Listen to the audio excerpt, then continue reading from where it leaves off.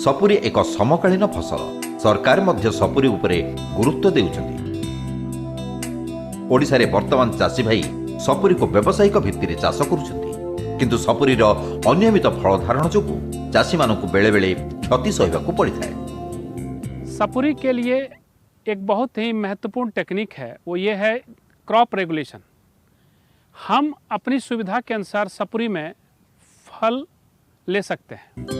सबु गछरे सठिक समय फल धरिबा एवं बजारर चाहिदा अनुसार फल पाइबा पई इथेल परी एक हार्मोन व्यवहार करा जाउची। एई इथेल 40 रु अधिक पत्र थिबा 9 रु 10 मास गछरे पका जाय।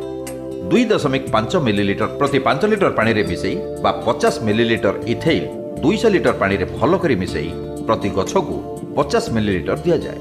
गछर ठीक मध्य भाग रे यह दिया जाय थाए। जब डालने के लगभग 15 दिन के बाद निश्चित रूप से उसमें फूल आ जाता है और तब से 4.5 महीने के बाद आपका फ्रूट जो है वो पक जाता है।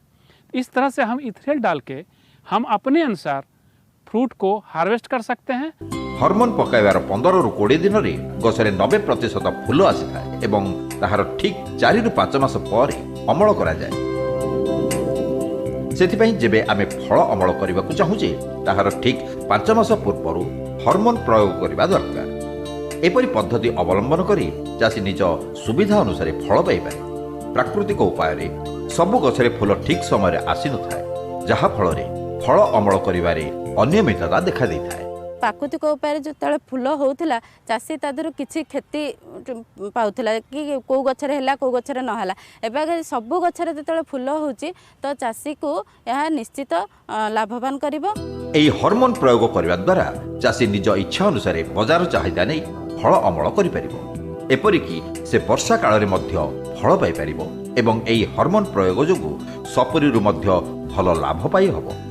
जेपरि देखा जाए ओडिशा रे एप्रिल और मई मासरे बाजार रे फलर मूल्य बहुत अधिक थाए।